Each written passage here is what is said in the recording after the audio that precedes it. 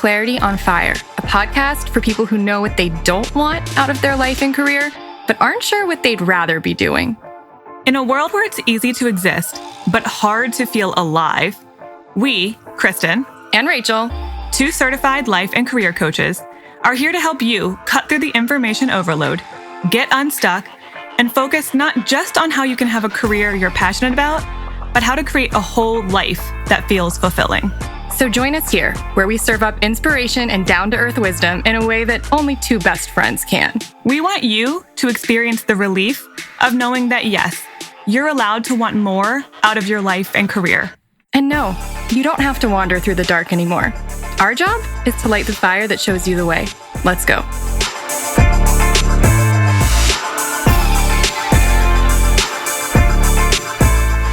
Hi. Hey. So as of when you're listening to this, I'm getting married tomorrow. Yep.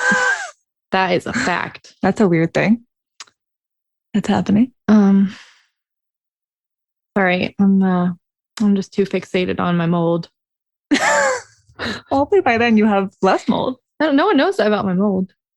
Well, it's not surprising when your place floods. Yeah. I don't actually for sure know, but the lady came and tested and she was like, yeah, there's definitely mold in here. I'll know for sure in a few days, but there's definitely mold. And I'm like, yeah, I know. Anyway, I think I'm on track. Did I tell people I have to move out and then move back in? I don't remember. Well, I do. I have to move, like actually, and not just me. People have made that mistake. I'm like, no, move, like all my stuff, like actually do a proper move and then move back in. So that's fun. Yeah. Sometimes life deals you weddings, sometimes it deals you mold.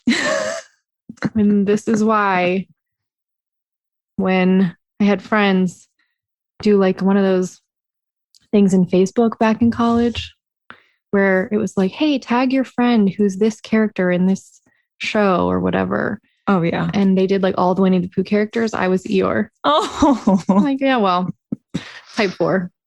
Who would I be? Kanga or something like that. I don't know. No. Might be Pooh. I like a lot of honey. I guess that's true. You don't wear a lot of crop tops, but no. Pants? I do wear pants, so there's that. I don't know. He doesn't wear pants. He doesn't wear any pants. No pants. I don't know. I'm not as familiar with. There were like a lot of Winnie the Pooh characters. I think they like really dug up some like side characters or something. So I guess I got a main character, but it was like the one who's like, people. Neither of us is Tigger. Absolutely not. This is I'd rather too be much Eeyore. energy. Oh my God. My favorite Eeyore thing is when people wish him a good morning and he's like, I doubt it. You know what? I relate to that. I really do. I read a book years ago called The Tao of Pooh, which is the Tao of Pooh. I think it's spelled Tao, but I thought it was pronounced like Taoism. Oh, I wouldn't know. And it was very wise. And I was like, well, in that case, if I could be like a wise old philosophical Pooh bear, I would do that. I really like that you added Pooh Bear on the end so that it didn't just sound like you were a wise piece of poo, which I think that would also be fun. I kind of caught it as I was saying it, and I was like, I'm gonna add a bear in there, and there's no distinction. There is distinction. I would have liked it better if it was just Pooh, but okay. A wise old Pooh. I'm not above a Pooh joke. Sure. I'm actually right on the level with a Pooh joke. You were raised by your dad, who's the king of Pooh jokes. So not just jokes, true stories. Oh God, that's true. That's true. You don't want to hear them. You do, but you don't. Not suitable for this podcast. Not suitable content for this podcast. Okay, well, that's what's going on. Just the whole range of yeah. But sure. Yeah. More of updates. Yeah. Anyway, more to come on both fronts. Okay. Yeah, I'm sure my update is the one everyone's eager to hear more about. Oh man. They've been following along this long. Just go to Forever Alone if you want to listen to my thoughts about, life. Yeah, that's probably the best place to get my current thoughts. My thoughts haven't changed. Let's just put it that way. Okay, this is a side chat.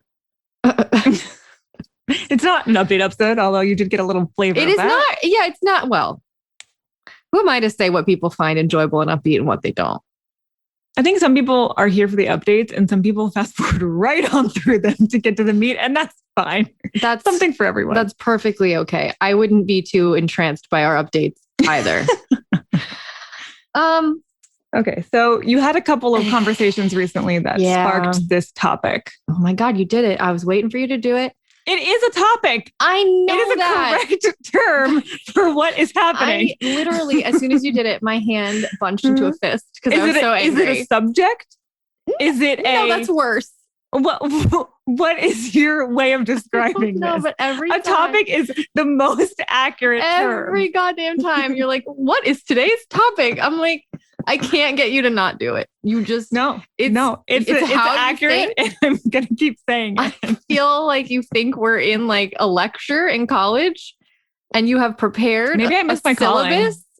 I could see myself being I don't know if you would have had it in you to navigate the bureaucracy of higher academia. Oh, that sounds so exhausting. But I think you could have been a really nice community college teacher. I think I would have liked the small classroom setting. I would not have actually liked the lecture. Because that feels like well, you could have had like a conversation style. With students. If I had like a discussion style with like 15 students, I think I would like that. I think I would have been good at that. You would also have to grade papers, Kristen, and you wouldn't have been able to read enough of them fast enough. Well, I do get overwhelmed by all the busy work. Well, but if I only had 15 students, that was different than if I have 200. It's good news that this is not a podcast where we talk about careers we might have had. That no one cares about. So anyway, it's true. I might have missed my calling. Anyway, well, today's whatever you would like to call this.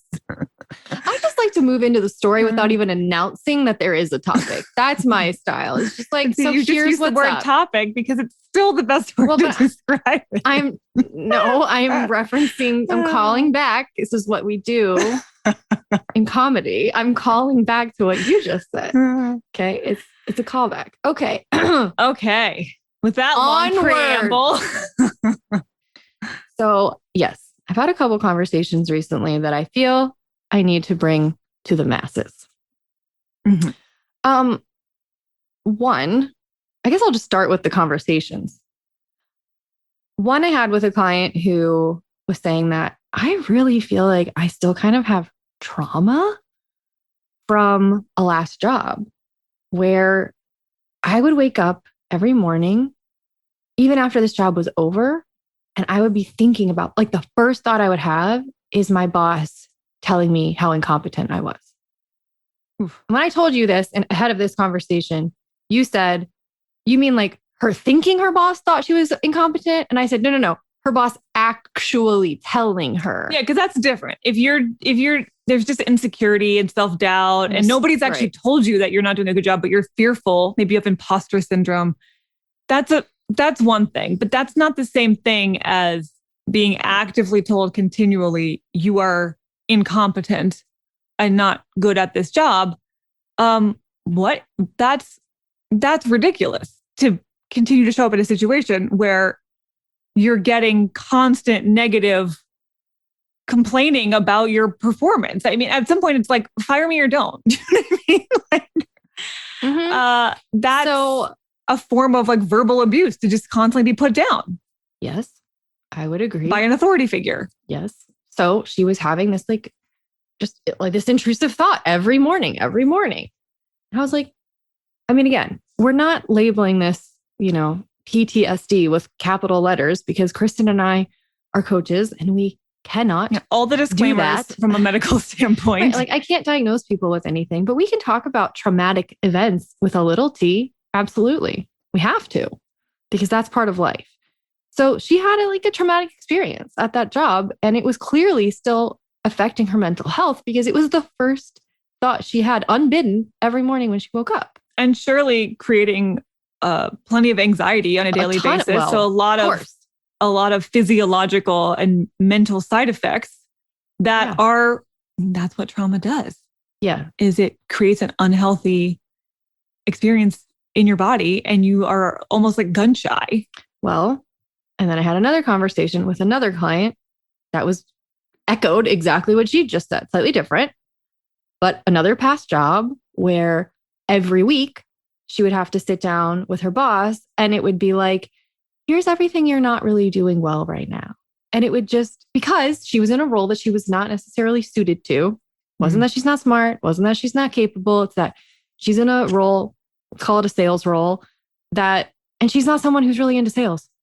And so you have to like that to be good at it. You have to kind of have the fire starter nature to probably really have a zeal for that. And she didn't. And so she struggled, understandably. But week after week after week after week, she's not doing that hot. And so every week she has to sit down and hear, you kind of suck. You kind of suck. You kind of suck, over and over and over again. And it chipped away at her composure, at her confidence, at her sanity a little bit. It's really hard week after week after week to sit down in a room and be told that you're not doing well and feel like you can't fix it. That's a little torturous. And that too was kind of a trauma that she had to recover from, and still actively is, because part of why we're coaching, is to help her regain the confidence that she lost by virtue of having to sit through that. And what I walked away from both of these conversations thinking is, we're not allowed, quote unquote, or it feels like we're not allowed to talk about the things that happen as work under the umbrella of traumatic, but they are. Like, right. If you don't do it, but we should. If you were in a romantic relationship with someone who constantly told you how you weren't good enough on a weekly basis, or if you were raised by a parent who constantly criticized you and never made you feel good enough, I think most of us, if not all of us, would agree that that's a form of trauma and mental or verbal abuse. To be constantly berated by someone that close to you, who you need their love and support. And when you're a kid, you actually need them for survival. And yet it does seem weirder to talk about trauma at work. It feels like, well, maybe I'm just being dramatic, or that doesn't really make sense in this context. But at the end of the day, it's all just people. Well, that's so before you go any further, I want to say I can absolutely hear what the men and potentially women of my father's generation would be saying to me right now. Absolutely rolling their eyes, going, it's not your boss's job to coddle your goddamn feelings, right? Like that era do not give a shit about your feelings. And so they're like, if you're incompetent, I'm going to tell you that you're incompetent. If you're not doing well, I'm just going to sit down and tell you that you're not doing well. And why is it my job to care about your feelings? So my response to that is, why is work a place where we've agreed that people's feelings don't matter? Why are people less than human when they are at work? WTF. And haven't we gotten to the point now where we recognize that doesn't motivate people? Isn't that why so many companies have started investing in internal coaches and professional development programs and ways to make employees feel engaged and more competent, and like they're growing and like they have a path to success? But yet we haven't all internalized this. So I feel like some of the wheels are turning, where if we were having this conversation in our parents' generation or before, there would have been would have been laughed out of the room. Yeah, it would have been like, oh, these like namby-pamby. Namby-pambies. I'm thinking probably of like my grandpa. Like, oh, they just need to get over it. Work is not supposed to be fun, and just do your job. There you go. And there's all kind of old stuff that I feel like is still lingering, even though intellectually we know that's not healthy. I wouldn't, if I wouldn't put up with that, or if I wouldn't call that a healthy dynamic in other areas of life, why is work that different? I don't think this is going to come as a shock to anyone, but there's these emotional responses where you still feel like, yeah, but that's not really allowed there. I can't be my full self. I to be can't show my emotions. professional. Exactly. I have to be appropriate and Because professional in that setting. Professional and human are apparently not overlapping Venn diagram. And professional it only captures certain parts of being human, which is actually pleasant and polite and positive and engaged. It doesn't involve I would consider frustration those to be or some of anger or the least aspects of humanity. Yeah, it cuts off so much of a normal human experience. Like 85% of the human experience, probably. And why? So why is that? I want to dig, because this wasn't my intention when we started talking, but now it is. It has become my intention or an intention. Why? Why is it that being human is not professional? Why do we have the assumption that treating people like humans, like the full scale of humanity, allowing that to be true at work is not okay? It's because of the toxic, masculine, gird your loins, people who have problems with me saying that. There's not a lot of them on this podcast. It's the toxic masculine assumption that feelings are anti-productivity. Yeah. It's basically, it's misogyny. That's what it is. It's not understanding feminine energy. It's not understanding that treating people like humans actually helps them be more productive and more at ease at work, because they feel like they don't have to hide a part of themselves. They don't have to stuff anything down. They don't have to pretend like, hey, I'm okay when I'm not. We think that people being human will get in the way of getting the job done. And what actually gets in the way of getting the job done is people having to amputate who they are in order to show up there. Mm-hmm. Most workplaces are still operating in that masculine energy. Toxic dynamic. Masculine. Exactly. Well, that's what it happens when it goes to the extreme. Just like toxic feminine can go to the extreme. We just don't see it as often because most people aren't allowed to I've had plenty of friends who had too much toxic masculine energy for no fault of their own, but like they couldn't get anywhere on time and they never paid their taxes. You mean toxic feminine? That's what I'm saying. Yeah, you said masculine. Whatever. But yeah, I know some of those people. Like, and if honestly, if we went to the other extreme and workplaces were pure feminine energy, it would drive you nuts because there would be no deadlines. A lot would happen. There would be no time. We wouldn't be able to predict timelines. It'd be like, I just don't feel like it today. And we'd be like, well, I understand that. And we need to honor your feelings today. Yes. And sometimes we need to just do the work. And that's true. We do. But and we've talked about that. I will link to the episode we did about that, about why you don't need motivation. Because that was kind of an episode about balancing masculine and feminine energy. We also had an episode about balancing like mind, body, spirit, and whatever. I have a lot of episodes in mind that I can link to, but. True. So we would be having a different conversation if we were in a society where we were completely on the opposite side, but that's not where we are. In our modern society, productivity is king, and you have to be productive more than you have to be human. Mm-hmm. And the real crux of this is your livelihood depends on it. That's why they're allowed to get away with treating you in a manner that in other relationships could be construed as abusive. And it's also why many of us don't push back and speak up. Yeah. Because we're afraid of losing our livelihood. Mm-hmm. And so there's an inherent power imbalance because we're afraid to lose our livelihood, and they know that. Yes. And so there is enabling of that, but not for any reason that anybody should blame themselves for. I mean, you do need to pay the bills. We get it. It's true. It's true. Yeah. And so it feels like I can't reveal parts of myself, or it feels like I can't speak up when I'm being treated in a way that feels awful and toxic and traumatic, because then I'm really in a bind because now I can't pay the rent. Right. And my survival is more important than how I feel. Yeah. Because if I don't survive, my feelings are irrelevant. So yeah, we get it. You have to prioritize your survival over how you feel. And it's not actually a binary, because most of us aren't going to get fired because we decided to push back, or decided that, you know what, I think I could find better. I don't think I have to accept this. That's maybe more. So sometimes the toxic situation at work is just with one person.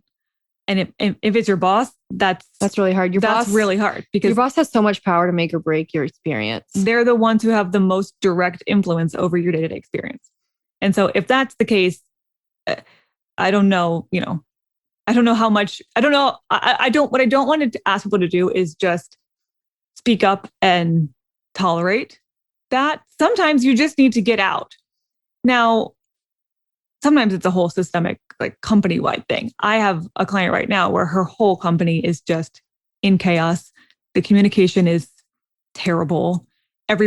People are leaving in droves. This is actually happening in a lot of places. People leaving in droves. Oh, didn't you know? It's called the Great Resignation. I did know that. Wow, that's funny. Kristen knows very few things about what's happening in pop culture. Up to date with what's current in the world. No, I had to tell her that Adele had a new song. I had to tell her that. How did I miss that? But she was happy about it. But then I listened to it. I've listened to it about 25 times. Yeah, me too. Can't wait for the album. Really wanting more. God, she's the best. I know. But yes, like that's happening a lot of places, which to me is a sign of a lot of dissatisfaction. That's happening. People wouldn't leave in droves as soon as they felt they had the freedom to do so if they were happy. It's this post-COVID realization of, wait, there's part of COVID I actually liked, which was I got to work from home and I got to like live life a little bit maybe on my terms. Have more flexibility. And I know that I could have that somewhere else. And why am I tolerating this? Life is short. I love it. It's all these people having this massive realization at the same time. And they're like, peace out. And the people who are, and now people are complaining about there being like a labor shortage. I'm like, yeah, give people you're not going to have a hard time finding people to work for you if you make it a place people want to work. Exactly. I don't feel sorry for you. Make it a win-win where you're benefiting from their work, but they're also benefiting by being part of your company. We wouldn't have this problem. Yeah. So unfortunately, more companies are going to have to Amazon's figure not it out. listening to us right now. Jeff Bezos is not interested in what I have to say. But more companies are going to have to figure it out. Yeah. For their own survival. And I think that's a good thing. But in the meantime, I do think there's a lot of power in recognizing that the challenge of trauma is that you start to feel very stuck and you start to feel very at the effect of things. And you start questioning your own sanity. And you start questioning what's wrong with you. It makes you question your sanity. It makes you question your own ability and your worth. And so then you feel more limited in your options. Yeah. And so it makes you feel more stuck in a situation that makes you feel terrible. It's why a lot of people actually do stay in romantic relationships or in families where they are mistreated and made to feel they believe that that's what they're worth. They come to believe that the person who sort of warped them into thinking the worst about themselves must be right and that they must deserve it. And a job is almost worse in some ways because you don't need a relationship to live. No, you do not. You might feel that way when you're really attached to someone, but you can survive without them. Sure. But most of us can't survive without a paycheck. No, though I will say, obviously, there are some abusive relationships where people have slowly cut the person off from making their own money. And so now they feel trapped in that. But often in the worst types of jobs, that's exactly what's happening That's to you. The dynamic. Yes. Now you are financially dependent tied to someone who is making you feel, or a whole company that's making you feel terrible every single day and sapping your mental and sometimes physical health. Yeah. And we want to, I don't know, might not believe us in this moment if you're really in the thick of this, but I want to be the voice in your head saying, you don't have to keep doing this. No. This is not the only place that will hire you. No. Even if you've been made to feel incompetent. Yeah. Now, some of you are going to ask, but Rachel, what if I am incompetent? How do I know? I'm going to say, I don't think there is such a thing as incompetence. I think there are just people in jobs that are not right for them. Misalignment is what I would call that. I'm not saying I don't believe in stupidity because I sure as hell do. I'm just saying that most people are able to thrive in a situation that's aligned with them better. And that when you get incompetence, it's usually because someone's not aligned and or doesn't care, which actually isn't incompetence. That's just, I don't give a shit. That's a different or I thing. can't care enough to learn, even though I have the mental capabilities or the physical capabilities. Right. I can't make myself care enough to that's learn. Also maybe not your fault, because if you're not supposed to like everything. You don't have to like everything. So if you're wondering what's wrong with me for not liking this, I'm going to assure you there's nothing wrong with you. If you don't like anything, nothing wrong with you for not liking it. There is not a single thing on this motherfucking planet that you are required to like. There's not a mandate to like a single thing. You don't like chocolate? Neither do I. Who cares? Does everyone think I'm crazy for not liking it? Sure. Do I not like dogs? No. I don't get you, but that's a fair choice. That's not a mandate. No one required you to like dogs. No. Okay.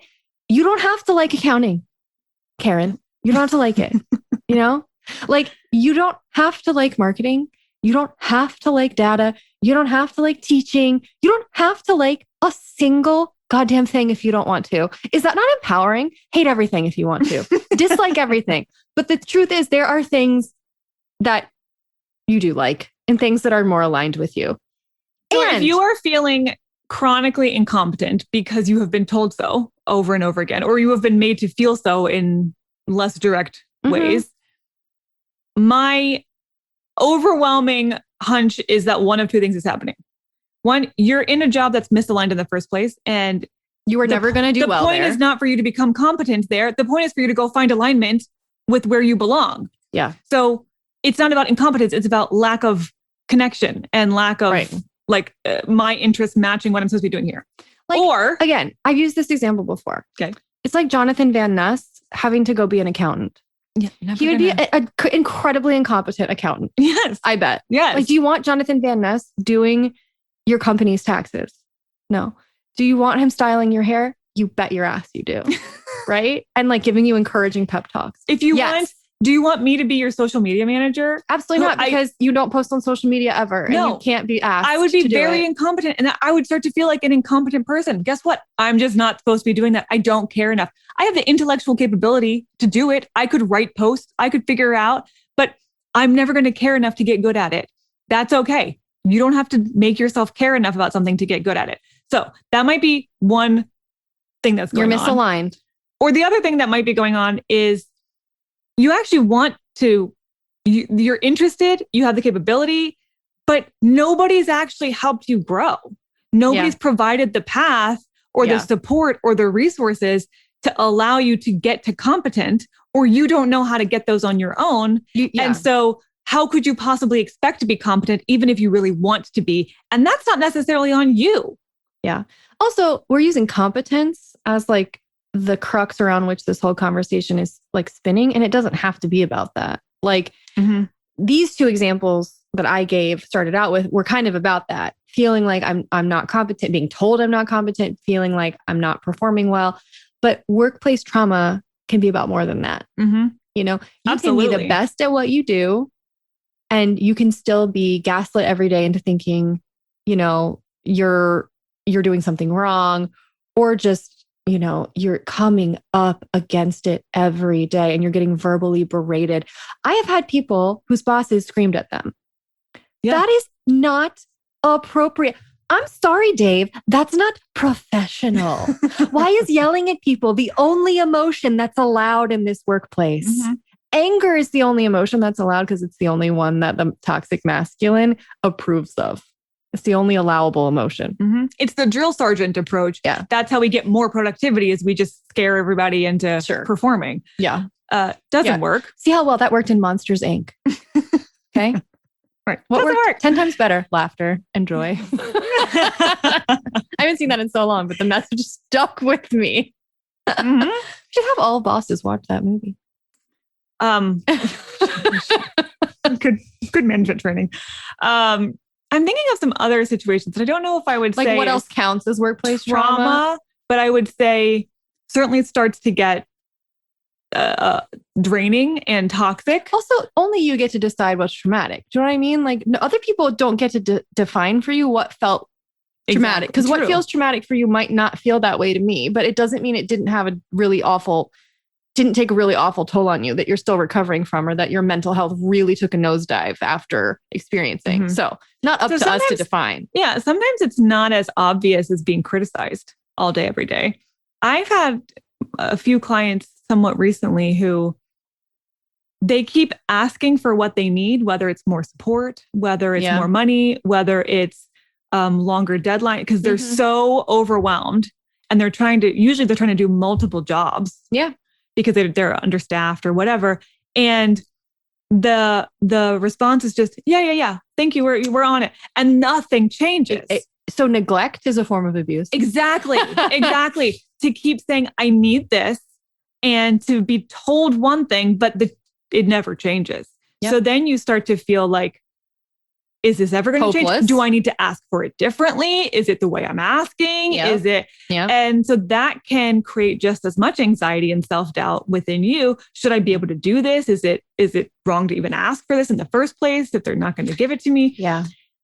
Or anger, just kind of constant low-grade frustration that you're not getting your needs met, even though you keep trying to voice them. That's its own version too. Yeah. It can be destructive. I think in addition to actual like being berated or being told that you're incompetent, just like basically being talked down to or being ignored, neglected. I think a lot of people are gaslit at work all day long. Just like being made to feel like they're the crazy ones because they're asking the question, even though it's very clear that the question needs to be asked. And it's not always intentional. It's just sometimes unintentional gaslighting is still gaslighting. Let's just put it that way. Mm-hmm. So if you're kind of starting to question like your own sanity, like, I thought I asked for that. Like, I really thought I made that clear. Like, what, huh? And you're constantly like wondering why you feel like the only crazy one. You're probably being gaslit in some way.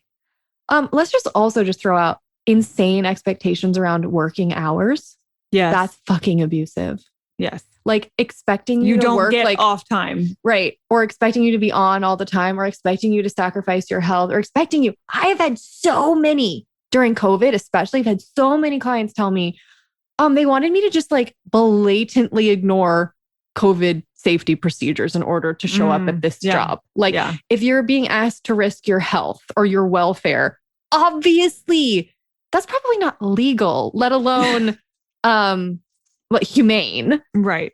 Yeah, I could probably go on. And some of you are like, oh my God, Rachel, I have 20 more things to add to this list based on the last job that I had. But I have had such a hard time, because I'm thinking of some clients now that are very much in like abusive relationships with their work. I had such a hard time convincing them that was what was going on. Mm-hmm. Because we are not used to thinking of it in that context. We have been so warped that we think this is kind of normal. Yeah. And that because hating your job is normal, then therefore this level of treatment must also be kind of normal. It's not normal to be treated like that. It's not normal to hate your job. Yeah. Having your humanity ignored or belittled in a way is its own form of torture. And I'm thinking of, it's an interesting example. It's not perfectly tied, but I'm seeing a lot of connection points. I was just talking to a client the other day, and he was saying one of the visions that he has is like, let's create systems and experiences where people get to be people and don't have to be so limited. And one of the examples was when you fly. He's like, when we fly, we like when you get on a plane, they treat you like a package. Like, how can we pack as many packages as we can into this flight and, feed them the least amount and give them the least amount of water that we can and pack them in where they have no leg room. Tiniest place to pee. Unless you have enough money that you can be slightly more human in the very, very front. Even there, it's still kind of package-ish, but like you get to be more of a human. But if you're in the back, we just forget that you're a human for the hours that you're on the plane. Yeah. And workplaces, I feel like, are the same. You're treated like a pet. But like not, like one that someone feels obligated to keep alive. Yeah. Like you inherited this, ugly old, parakeet, and I've got ugly old bird from your mom. And you're like, I got to keep this thing alive. So I'll just give it the bare minimum. So in travel, we're also often treated like packages, not humans.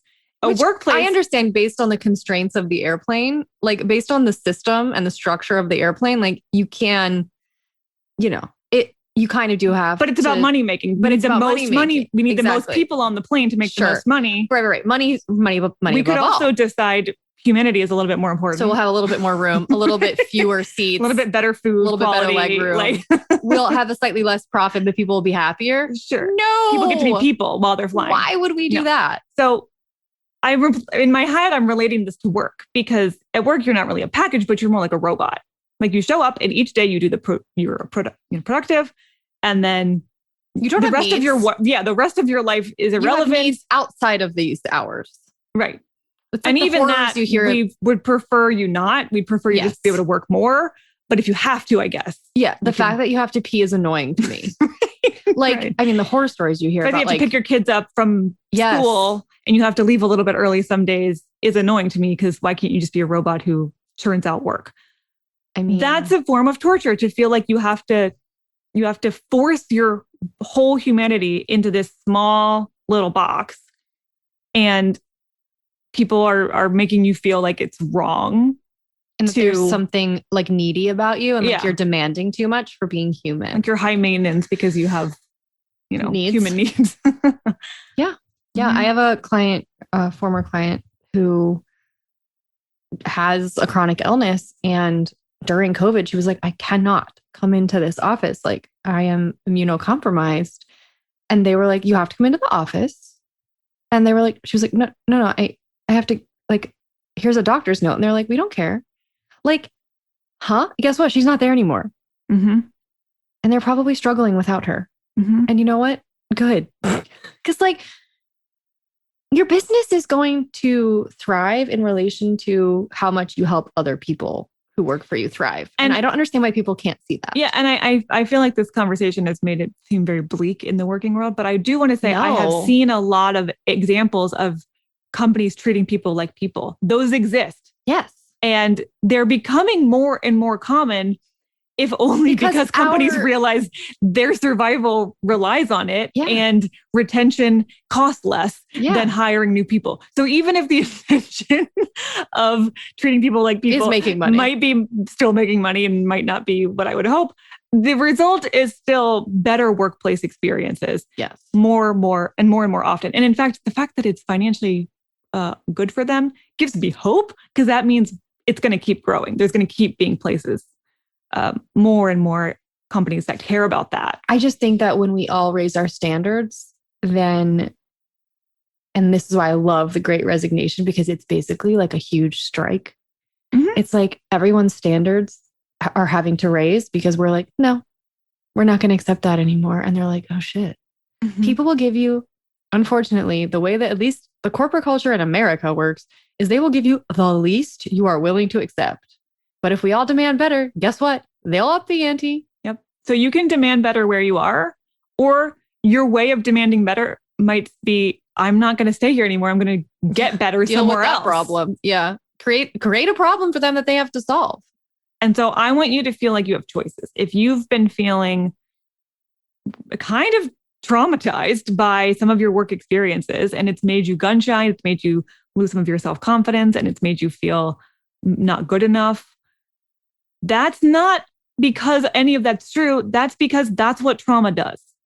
Mm-hmm. That's what a overactive stress response does in result of being around toxicity all the time. Mm-hmm. You don't have to keep living that way. In fact, by living that way, you are enabling the system to keep doing that to more and more people. Yeah, that's true.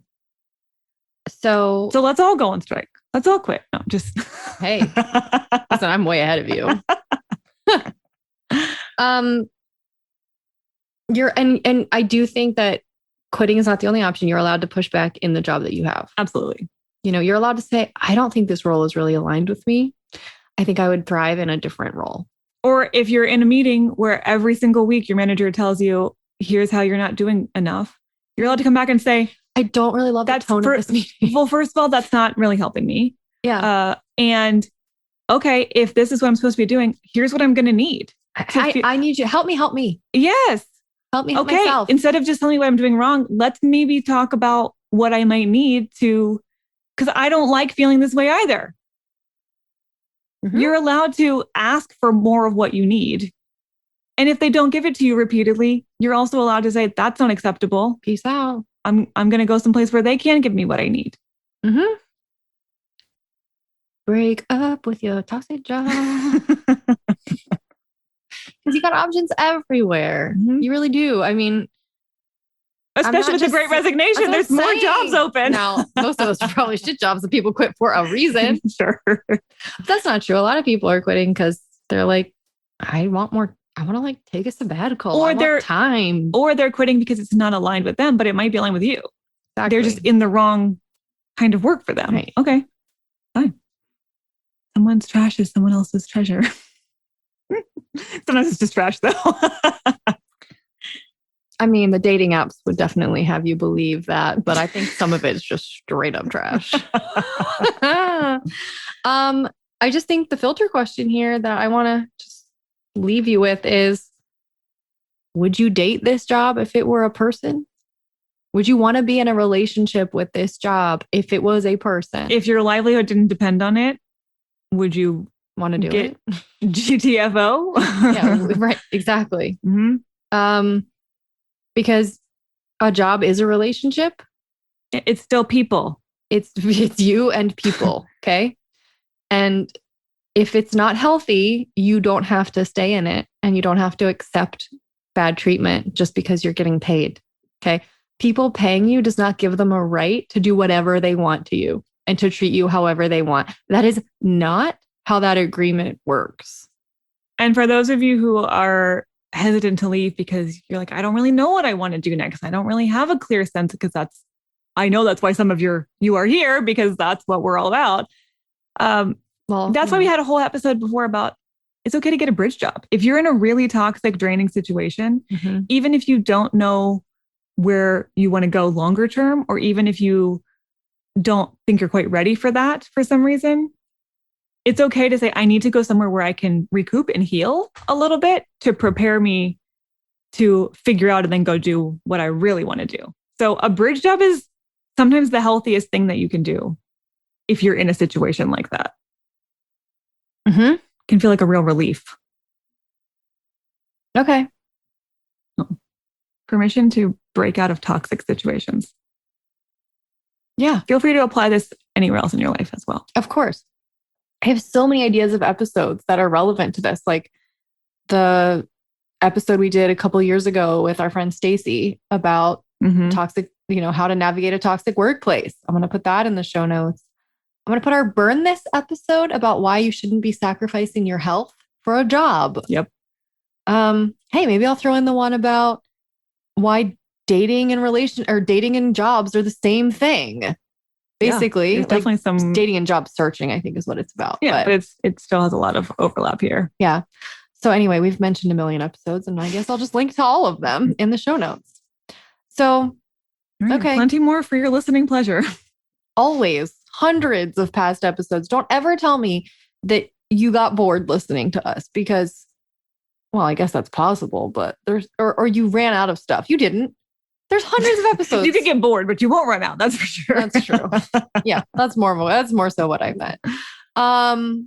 Okay, we will be back next Friday, which is the day after Thanksgiving. Oh, that's right. Yeah. Yeah. When all of us are doing our shopping, at least holiday for shopping. Our U.S. friends. That's true. For other people, it's just a random It's just a Friday. We'll be back with a message from the universe. And good God, I fear what might happen. I fear it. Who knows? There's a lot going on. I pray for us or yourselves. And happy Thanksgiving. Yes, happy Thanksgiving. If you're celebrating Thanksgiving. We will see you then. Bye.